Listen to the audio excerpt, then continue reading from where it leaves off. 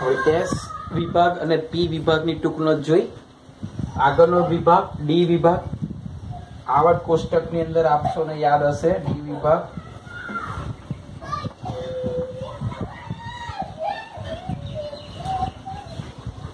આ જે છે આખો બરાબર એ કયો વિભાગ છે? ડી વિભાગ. જે એસ વિભાગ અને પી વિભાગ એ બંનેને જોડે છે એટલે તો એનું નામ શું આપેલું છે? સંક્રાંતિ તત્વ. સંક્રાંતિ તત્વ. અહીંયા તમે આમ સમૂહ જુઓ તો આપ સૌને યાદ હશે 3 થી શરૂ કરીને કેટલા સુધી છે? 12 સુધી છે. ખ્યાલ છે ને? આવર્ત કોષ્ટક આપણે તૈયાર કર્યું છે એ પ્રમાણે. તો આ જે ડી વિભાગ છે એના 5-7 મુદ્દા આપણે યાદ રાખવાના છે ટૂંક નોંધ માટે. કે આવર્ત કોષ્ટકમાં 3 થી 12 સમૂહમાં જે તત્વો આવેલા છે એને ડી વિભાગના તત્વો કહેવામાં આવે છે. જેની electron Rachna n-1 d1 to 10 અને ns0 to 2 બરોબર. આ જનરલી બધા જે 4 અહીંયા આવર્ત આવેલા છે બધા જ ડી કક્ષકોની વાત કરેલી છે અહીંયા. કે n-1 d1 to 10 અને ns0 to 2 આ સામાન્ય ઇલેક્ટ્રોન રચના ધરાવે છે. બધા જ ધાતુ તત્વો છે. પી વિભાગમાં તમને મેં વાત કરી હતી ને કે ભાઈ એસ વિભાગ, એફ વિભાગ અને ડી વિભાગ બધા જ ધાતુ તત્વો છે એટલે કે ધાત્વીય લક્ષણ ધરાવતા છે. રંગીન આયન આપે છે. જ્યારે ડી વિભાગનું આખું તમે જ્યારે ચેપ્ટર 12 માં શીખશો ત્યારે ટોટલી ડિટેલમાં આવશે. રંગીન આયન આપે છે. આપણે જે ફટાકડા દિવાળીમાં ફોડીએ છીએ ને એમાં રંગ તમે જોતા હશો, લીલો, બ્લુ, રેડ, જાંબલી. તો આ બધા રંગનું કારણ શું છે? તો ડી વિભાગની અંદર જે તત્વો આવેલા છે ને એ જુદી જુદી પ્રકારની ઓક્સિડેશન અવસ્થા ધરાવે છે. ઓક્સિડેશન અવસ્થા આપણે આ ચેપ્ટરમાં શીખવાના છીએ અંતમાં. તો એ જે વિવિધ પ્રકારની ઓક્સિડેશન અવસ્થા ધરાવે છે એમાં ઇલેક્ટ્રોન ઉત્તેજિત થઈને જ્યારે ઉર્જા મળે છે ત્યારે ઇલેક્ટ્રોન જ્યારે કક્ષકોની અંદર ઉત્તેજિત થઈને જાય છે પાછો રિટર્ન આવે છે ત્યારે અમુક તરંગ લંબાઈ વાળો પ્રકાશ જે છે એ વિકિરણ સ્વરૂપે ઉત્સર્જિત કરે છે અને અલગ અલગ તરંગ લંબાઈ હોય છે. એટલે દ્રશ્ય પ્રકાશની અંદર આપણને ફટાકડા જ્યારે ફોડે છે ત્યારે ગ્રીન ને યલો ને બ્લુ ને એવા રંગબેરંગી આકાશ તમે જોતા હશો તો સરસ રંગબેરંગી દેખાતું હશે, રાઈટ? તો એનું કારણ શું છે? એ રંગીન આયનો આપે છે. એ ડિટેલમાં તમે શીખશો. હમણાં વાત કરીએ જુદી જુદી ઓક્સિડેશન અવસ્થા ધરાવે છે. મિત્રો આવર્ત કોષ્ટકની અંદર સૌથી વધારે ઓક્સિડેશન અવસ્થા ધરાવતા જો તત્વો હોય ને તો ડી વિભાગના તત્વો છે. બીજા બધા તમે જુઓ તો 1 કે 2 કે 3 ઓક્સિડેશન અવસ્થા ધરાવે છે. જ્યારે અહીંયા 5-5, 7-7 ઓક્સિડેશન અવસ્થા ધરાવતા તત્વો મળે છે. ઓક્સિડેશન અવસ્થા આપણે શીખવાના છે આ ચેપ્ટરની અંદર.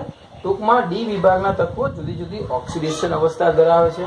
બીજું કે એમનો અનુચુંબકીય ગુણ છે. આ અનુચુંબકીય ગુણ એટલે ડી કક્ષકની અંદર તમે આમ જ્યારે જોશો ને તો 5 પેટા કક્ષકો હોય છે. તો એમાં જ્યારે એક કક્ષકની અંદર એક જ ઇલેક્ટ્રોન હોય તો એને કહેવાય અયુગ્મિત ઇલેક્ટ્રોન, રાઈટ?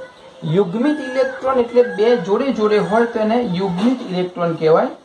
આની સ્પિનની દિશા અને આની સ્પિનની દિશા એકબીજાની વિરુદ્ધ છે એટલે કે ચુંબકીય ક્ષેત્ર બંને પરિણામી ચુંબકીય ક્ષેત્ર 0 થઈ જાય છે, બરોબર? સ્પિનની ક્લોકવાઇઝ અને એન્ટી ક્લોકવાઇઝ ફરે છે. પણ જ્યારે કોઈ એક કક્ષકની અંદર એક પણ જો અયુગ્મિત ઇલેક્ટ્રોન હોય આવો એક તો એ ચુંબકીય ગુણધર્મ ધારણ કરે છે અને એ અણુ જે છે અનુચુંબકીય ગુણ પરમાણુ અનુચુંબકીય ગુણધર્મ ધરાવે છે. જો 2 હોય તો એના કરતા વધારે અનુચુંબકીય ગુણધર્મ હોય છે. જો 3 હોય તો એના કરતા વધારે, 4 હોય તો એના કરતા વધારે. ક્રોમિયમની ઇલેક્ટ્રોન રચના જુઓ તો 5 અયુગ્મિત ઇલેક્ટ્રોન હોય છે ડી કક્ષકમાં. તો અનુચુંબકીય એનું ગુણધર્મ એમાં વધારે હોય છે. એટલે જેમાં અયુગ્મિત ઇલેક્ટ્રોન હોય છે એ અનુચુંબકીય ગુણધર્મ ધારણ કરે છે. એ પણ ડિટેલમાં જોઈશું આપણે. ઉદ્દીપક તરીકે 12th માં આવશે ઉદ્દીપકનો પાઠ. ઉદ્દીપક એટલે એક અત્યારે આપણે એવું કરીએ કે જ્યારે પ્રક્રિયકોમાંથી નિપજ બનતી હોય ત્યારે જેટલી બને એટલી જ નિપજ બને પરંતુ ઝડપથી બને, પ્રક્રિયા સ્પીડમાં થાય એના માટે ઉદ્દીપક નાખવામાં આવે છે. અને ઉદ્દીપક શું કરે છે? એની સક્રિયકરણ ઉર્જા જે છે ઘટાડે છે. એ ડિટેલમાં તમે શીખવાના છો. તો એ ઉદ્દીપક શું કરશે? એની સ્પીડ વધારશે અને સ્પીડ વધારશે એટલે નિપજ ઝડપથી મળશે. તો ઉદ્દીપક તરીકે આવર્ત કોષ્ટકની અંદર સૌથી વધારે ડી તત્વ ડી વિભાગના જે તત્વો છે એમાં એનો ખાસ ઉપયોગ થાય છે, જેમ કે નિકલ છે, કોબાલ્ટ છે, બરોબર, એ બધા. ઓકે, હવે એક બહુ ઇમ્પોર્ટન્ટ વસ્તુ છે, અહીંયા તમે ઝીંકની પછી સીરીન પછી એચજી તમે જોશો તો આ ત્રણ જે છે ડી વિભાગના તત્વો ઝીંકની નીચે આવેલા છે. આ બધાની ઇલેક્ટ્રોન રચના છે ને, જે ઝીંકની કેવી 30 ઇલેક્ટ્રોન કમ્પ્લીટલી ભરાઈ ગયા હોય, એ ડી ના 10 અને એસ ના 2. એવી રીતે સીડી જે છે કેડમિયમ, એના પણ ડી માં 10 અને એસ ના 2 ભરેલા છે. મર્ક્યુરીમાં પણ ડી ના 10 અને એસ ના 2 ભરેલા છે. તો આ બધા સેમ ઇલેક્ટ્રોન રચના ધરાવે છે, અલગ અલગ આવર્તમાં છે. તો આ ઇલેક્ટ્રોન રચનાને કારણે સંક્રાંતિ તત્વોના લક્ષણો ધરાવતા નથી. એમસીક્યુ પૂછાય કે ડી વિભાગના જે બધા જ તત્વો છે એમાંથી કયા 3 સંક્રાંતિ તત્વોના લક્ષણ નથી ધરાવતા? તો એ છે ઝીંક, કેડમિયમ અને મર્ક્યુરી. આ 3 તત્વો એવા છે જેની ઇલેક્ટ્રોન રચના પૂર્ણ ભરાયેલી છે ડી અને એસ ની, બરોબર. પી ની ખાલી છે, એટલે પૂર્ણ નહીં કહેવાય સંયોજકતા, પરંતુ ડી અને એસ પૂર્ણ ભરાયેલી છે, એટલે એ સંક્રાંતિ તત્વોના લક્ષણ આ 3 ધરાવતા નથી. બીજું, એસ અને પી વચ્ચે સેતુ જેવું કાર્ય કરે છે. ખાસ કરીને આ 13મો અને 14મો જે ઓછા સક્રિય છે, અને પહેલું ને બીજું વધારે સક્રિય છે. ઓછા સક્રિય, વધારે સક્રિય અને ઓછા સક્રિય બે વચ્ચે સેતુનું કાર્ય કરે છે, એટલે એનું નામ સંક્રાંતિ. આપણે નથી કે મકર સંક્રાંતિ, બરોબર, બે કાળને જોડે છે. તો એવી રીતે અહીંયા સંક્રાંતિનો મતલબ બ્રિજ થાય, સેતુ થાય, એકબીજાને જોડે છે. તો આ જે ટૂંકનોંધ હતી એ ડી વિભાગના તત્વોની ટૂંકનોંધ હતી.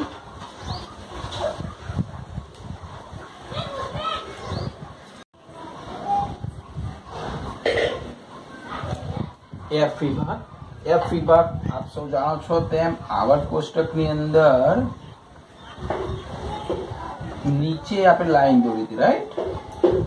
તો અહીંયા આ રીતે 2 શ્રેણીઓ આવેલી છે, પહેલી અને બીજી. શરૂઆત ક્યાંથી થઈ હતી યાદ હોય તો તમને, અહીંયા લેન્થેનોઇડ અને એક્ટિનોઇડ તત્વો પછી શરૂ થઈ હતી, યાદ છે ને? તો એ અહીંયા જે આ શ્રેણી, 2 શ્રેણી છે, એફ વિભાગ જેને કહેવામાં આવે, બરોબર. આ પી વિભાગ, આ ડી વિભાગ અને એસ. કુલ 4 વિભાગ છે, એસ વિભાગ, પી વિભાગ, ડી વિભાગ અને એફ વિભાગ. અત્યારે આપણે એફ વિભાગની ચર્ચા કરીએ છીએ, જેમાં 14 ને 14, બરોબર, નીચે 28 એવા તત્વો આવેલા છે. તો કેમ 14 અહીંયા? કારણ કે એફ ની અંદર, એફ ની પેટા કક્ષકો 7, દરેકમાં 2 ઇલેક્ટ્રોન જાય, એટલે 7 દુ 14 ઇલેક્ટ્રોન. તો એની કેટલીક લાક્ષણિકતાઓ આપણે જોઈ લઈએ. પહેલા તો આવર્ત કોષ્ટકની તળિયે હોય છે, આવર્ત કોષ્ટકની તળિયે હોય છે, 2 શ્રેણીની અંદર હોય છે, રાઈટ? લેન્થેનોઇડ શ્રેણી અને એક્ટિનોઇડ શ્રેણી. સીઈ, સીલુથાર લાહોર, એવું તમને યાદ કરાવ્યું હતું, સીલુથાર લાહોર. તો આંકડા યાદ રાખવાના છે, 58 થી 71 સુધી. એટલે અહીંયા સીઈ થી શરૂ થાય કે અહીંયા એલયુ સુધી, એટલે 71 સુધી, એટલે 14 તત્વો થશે. તો 58 થી 71 કુલ 14 તત્વો છે, અને લેન્થેનોઇડ શ્રેણી તરીકે ઓળખવામાં આવે છે. એની નીચે થા લાહોર, THLR, એટલે THZ બરાબર 90 થી LR બરાબર, એટલે Z 103 સુધી જે તત્વો છે એને એક્ટિનોઇડ શ્રેણી તરીકે ઓળખવામાં આવે છે. એટલે લેન્થેનોઇડ શ્રેણી અને એક્ટિનોઇડ શ્રેણી.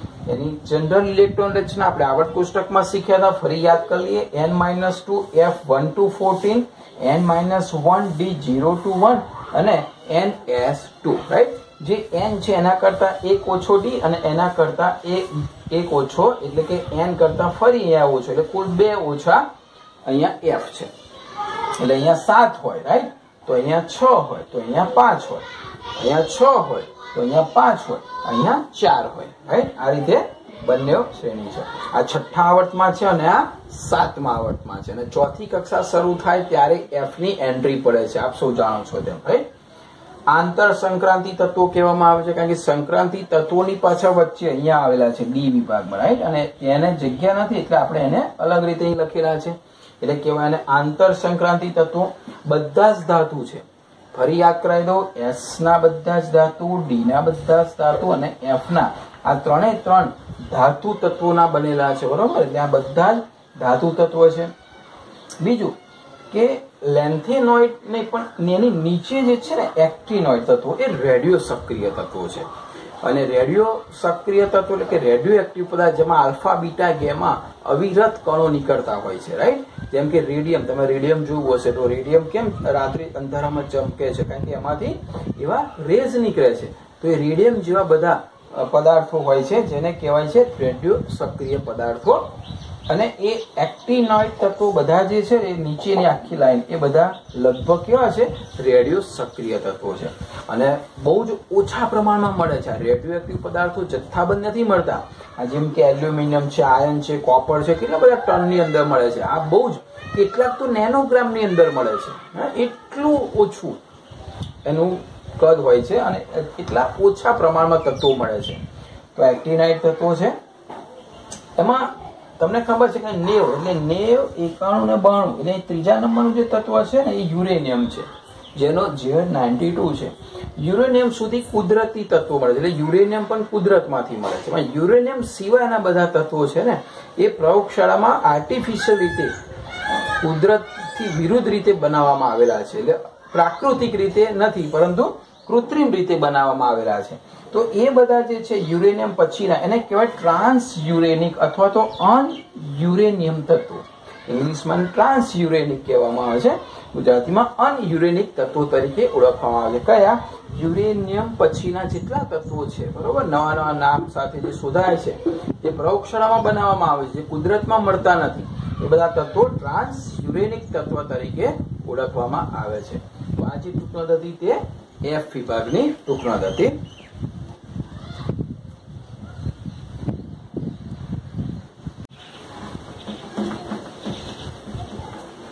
આગળની એક ઇમ્પોર્ટન્ટ ટૂંકનોંધ, ધાતુ, અધાતુ ને અર્ધધાતુ વિશે ટૂંકનોંધ લખો અથવા તો સમજાવો. આવર્ત કોષ્ટકની અંદર ધાતુની વાત કરીએ તો આખા 3 વિભાગ. કયા કયા વિભાગ? એસ વિભાગ, પી વિભાગ અને પી નહીં, એસ, ડી અને એફ. આ 3 વિભાગ ટોટલી ધાતુના છે. અને પી માં કેટલો ભાગ, રાઈટ? તો લગભગ 78% થી પણ વધુ આવર્ત કોષ્ટકમાં જે તત્વો છે 114, તો એમાં 78% થી પણ વધુ ખાલી ધાતુ છે. તો એ ધાતુનો આપણે મેઇન એક લાક્ષણિકતા બીજી, ઘન સ્વરૂપમાં એટલે કે ઓરડાના તાપમાને, એટલે કે ઓરડાના તાપમાન 25 ડિગ્રી સેલ્સિયસ તાપમાન જોઈએ, બરોબર. 273 ની અંદર ઉમેરતો એટલે 300 કેલ્વિન તાપમાનની આજુબાજુ જે તાપમાન આવે છે, રાઈટ, તો એમાં ઘન સ્વરૂપે હોય છે, સોલિડ સ્ટેટ ધરાવે છે. એમાં અપદ મર્ક્યુરી, કારણ કે મર્ક્યુરીનું ગલન બિંદુ બહુ જ ઓછું છે, રાઈટ. એટલે ઓરડાના તાપમાને મર્ક્યુરી જે છે ને એ પીગળેલી અવસ્થામાં હોય છે, એટલે એ ઘન સ્વરૂપે હોતો નથી, પ્રવાહી સ્વરૂપે હોય છે. પણ લગભગ 25 ડિગ્રીની બહુ જ નજીક ગેલિયમ અને સીઝિયમ પણ લિક્વિડ સ્વરૂપે હોય છે. એટલે ઓરડાના તાપમાને 25 ડિગ્રીની આજુબાજુ તમે આ બે જે છે ગેલિયમ અને સીઝિયમ એ બંને એક લિક્વિડ ફોર્મમાં જોવા મળે છે. એટલે એ પણ એવું ના કહી શકાય કે ઘન સ્વરૂપે હોય છે, એ પ્રવાહી સ્વરૂપે હોય છે. પણ અપવાદ તરીકે મેઇન પારો છે, પણ આ બંનેનો પણ સમાવેશ થાય છે. કારણ કે આપ જુઓ છો 303 કેલ્વિન ગેલિયમ અને 302 કેલ્વિન સીઝિયમનું ગલન બિંદુ છે, એટલે ઓરડાના તાપમાને પીગળેલી અવસ્થામાં હોય છે. બીજું કે ધાતુના ગલન બિંદુ ને ઉત્કલન બિંદુ એ અધાતુની સાપેક્ષે બહુ જ ઊંચા હોય છે. કોઈ પણ ધાતુ ઝડપથી પીગળી નહીં શકે, બરોબર, આ 3 ને બાદ કરતા. એટલે કે ગલન બિંદુ ને ઉત્કલન બિંદુ બહુ જ ઊંચા હોય છે. લોખંડ છે, કોપર ને છે, એને પીગળાવવું હોય તો બહુ વાર લાગે, બરોબર, ઘણી બધી ઉર્જા જોઈએ. એટલે કે ગલન બિંદુ, ઉત્કલન બિંદુ ઊંચા હોય છે. ઉષ્મા અને વીજના સુવાહક છે. આપ સૌ જાણો છો કે કોઈ પણ ધાતુ છે એ વિદ્યુતને પસાર કરે પોતાનામાંથી અને એમાંથી ઉષ્માનું પણ વહન થાય છે. ટીપાવપણા અને તણાવપણા. ટીપાવ એટલે એને ટીપી અને તમે એને પતરું બનાવી શકો છો, રાઈટ. કોઈ પણ એલ્યુમિનિયમ હોય, કોપર હોય, પિત્તળ હોય, લોખંડ હોય, તેને ટીપો તમે તો એમાંથી પતરું બની શકે છે. તણાવપણું એને તમે ખેંચી શકો છો, ટેન્સિલનો ગુણધર્મ છે, એને તમે ખેંચીને તાર બનાવી શકો છો, રાઈટ. આ ધાતુની એક અગત્યની લાક્ષણિકતા છે. આવર્ત કોષ્ટકની અંદર વાત કરીએ તો ઉપરથી નીચે જાઓ, એટલે આવર્ત કોષ્ટક જે દોરીએ છીએ એમાં ઉપરથી નીચે જાઓ તો ધાત્વિય ગુણધર્મ વધે છે. એટલે ઉપરથી નીચે જેમ આવા જેમ જેમ જાઓ તેમ તત્વોમાં ધાત્વિયનો ગુણધર્મ વધે છે. એટલે આ બધા ગુણધર્મ વધે છે. પણ ડાબીથી જમણી તરફ જાઓ આવર્ત કોષ્ટકમાં, એટલે S વિભાગથી P વિભાગ તરફ જાઓ તો એ ગુણધર્મ ઘટે છે, તો ધાતુનો ગુણધર્મ ઘટે છે. ઓકે, તો આ ધાતુની ખાસ વિશેષતા હતી. આ છે અધાતુ, એનાથી લગભગ વિરુદ્ધ. ઘન સ્વરૂપે કેટલાક ખરા, પણ મોટા ભાગે વાયુ સ્વરૂપે હોય છે. તેમના ગલન બિંદુ ઉત્કલન બિંદુ આની સાપેક્ષે ઘણા નીચા હોય છે. પણ અપવાદ છે બોરોન અને કાર્બન, એમાં તો આના કરતા પણ ઘણા બધા ઊંચા હોય છે. એમાં કાર્બનનું ગલન બિંદુ તો લગભગ નિયરલી 3500-3600 ડિગ્રી સેલ્સિયસ સુધી હોય છે. અને એટલા માટે જે સ્પેસ શટલ છે ને નાસામાં, તમને યાદ હશે, સ્પેસ સ્ટેશન માટે વૈજ્ઞાનિકોની અદલા બદલી કરવા માટે, વસ્તુઓ લઈ જવા માટે, આપ સૌ જાણતા હશો, તો એ જે સ્પેસ શટલ ઉડે છે ને, સ્પેસ શટલ આખી બોડી કાર્બનની પ્લેટો વાળી બનેલી હોય છે. કાર્બનની પ્લેટો વાળી એટલા માટે કે જ્યારે સ્પેસ શટલ અવકાશમાંથી નીચે આવવાનું થાય છે ત્યારે જે હવાના લેયરથી જે ઘર્ષણ થાય છે, ઘર્ષણમાં જે ટેમ્પરેચર છે એટલું બધું હાઈ થાય છે કે એમાં કાર્બનની પ્લેટ એને સહન કરી શકે છે. અનફોર્ચ્યુનેટલી કલ્પના ચાવલા જે એસ્ટ્રોનોટ હતા આપણા ભારતના, બરોબર, અને એ એક્સપાયર થઈ ગયા આ રીતે એ દુર્ઘટનામાં. તો એમાં પણ એ જ કારણ હતું કે જ્યારે શટલ ઉપર ટેક ઓફ કરતું હતું તે વખતે એક જે પેલી ચેન છે, ચેન તૂટી અને પેલી કાર્બનની એક પ્લેટ, કારણ કે એટલી સજ્જડ રીતે કાર્બનની પ્લેટ જોઈન્ટ કરેલી હોય છે કે આ હવાનો એક પણ કણ અંદર જઈ ના શકે, એટલી ફિટ રીતે. કેમ? કારણ કે પેલા ઘર્ષણનો અને સામનો કરવાનો હોય છે. પણ એ પ્લેટ તૂટી ગઈ અને એટલી જગ્યા ત્યાં રહી ગઈ, અને એટલા માટે ત્યાં કેટલાક દિવસ એમને લગભગ 14-15 દિવસ ત્યાં રહ્યા, અને પછી લગભગ 1 કરોડ માઇલ જેટલું અંતર પણ કાપ્યું, ચક્કર પણ લગાવે. જ્યારે રિટર્ન આવતા હતા ત્યારે જે પેલી પ્લેટ નીકળી ગઈ હતી ત્યાંથી પેલું જે ઘર્ષણ હતું એ ઘર્ષણ ત્યાં ગયું, અને સેકન્ડોમાં તો બધા વૈજ્ઞાનિકો જે કંઈ હતા એસ્ટ્રોનોટ એ બધા સ્વાહા થઈ ગયા. એટલે કે અહીંયા આપણે કહેવાનો વાત કે કાર્બન જે છે અપવાદ છે, કારણ કે એનું ઉત્કલન ગલન બિંદુ બહુ જ ઊંચું છે. એટલે 2 અપવાદ છે, બોરોન અને કાર્બન. બાકીના ગલન બિંદુ ઉત્કલન બિંદુ નીચા હોય છે. ઉષ્મા અને વિદ્યુતના અવાહક છે, તો આપ જાણો છો. કાર્બનનું સીધું સ્વરૂપ કોલસો, કોલસાને તો આપ ઓળખતા હશો, રાઈટ? તો કોલસો જે છે એમાંથી ઉષ્મા પસાર થતી નથી, એમાંથી વિદ્યુત પણ પસાર થતું નથી. ગ્રેફાઇટ પેન્સિલની પોઈન્ટ તમને ખબર છે કે એ પણ કાર્બનની બનેલી છે, જે ધાતુમાં આવે છે. બરડ હોય છે. તમે કોલસાને આમ તમે થોડુંક વજન આપો, ગ્રેફાઇટની પેન્સિલ અણીને વજન આપો એટલે બરડ તૂટી જાય છે આસાનીથી. ધાતુ નહીં તૂટે. તમે એલ્યુમિનિયમ નામ કરીને બરડ નથી, એ તૂટતું નથી. ટીપાવપણું અને તણાવપણું, તમે કોલસો લઈને બેસો અને એમાંથી પતરું બનાવો, જેવી હથોડી મારશો ભૂક્કા, રાઈટ? એટલે કે એ પેન્સિલ અણીને તમે ટીપીને સરસ પતરું બનાવો તો નહીં બને. અચ્છા, કોલસાને ખેંચીને તાર બનાવો તોય નહીં બને. આ સિમ્પલ વસ્તુ છે, રાઈટ? એટલે તણાવપણું અને ટીપાવપણું જેવો ગુણધર્મ એમાં છે નહીં. ડાબીથી જમણી તરફ જાઓ તો મેં કહ્યું અહીંયા ધાતુનો ગુણધર્મ ઘટે તો અધાતુનો વધે, એનાથી વિરુદ્ધ. ધાતુના જેમ ગુણધર્મ એવી રીતે સમૂહમાં નીચેથી તમે ઉપર જાઓ ને તો સીધી વસ્તુ છે. અધાતુનો ગુણધર્મ વધશે અને ધાતુનો ધીમે ધીમે ઘટશે. તો અહીંયા ડાબીથી જમણી તરફ આવર્ત કોષ્ટકમાં S થી P વિભાગ તરફ તમે જાઓ તો અધાતુનો ગુણધર્મ વધે છે. તો આ લાક્ષણિકતાઓ અધાતુની હતી. અર્ધધાતુ ઝિગઝેગ લાઈન આપણે આવર્ત કોષ્ટકમાં દોરીથી યાદ હોય તો એ ઝિગઝેગ લાઈન જે છે ધાતુ અને અધાતુ બંનેના ગુણધર્મ ધરાવે છે.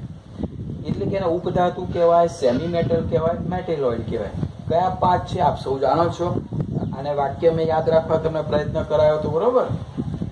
સિલિકોન, જર્મેનિયમ, આર્સેનિક, એન્ટીમની અને ટેલુરિયમ. સીલું જમે આઈસ્ક્રીમ એમની ટાલ પર, આવું યાદ રાખાયું હતું. સીલું જમે આઈસ્ક્રીમ એમની ટાલ પર. ટાલ એટલે અહીં સીલું એટલે સિલિકોન, જમે એટલે જર્મેનિયમ, આઈસ્ક્રીમ એટલે આર્સેનિક, એમની એટલે એન્ટીમની અને ટાલ પર એટલે ટેલુરિયમ, રાઈટ? તો આ જે ટૂંકનોંધ હતી એ ધાતુ, અધાતુ અને અર્ધધાતુની હતી ટૂંકનોંધ.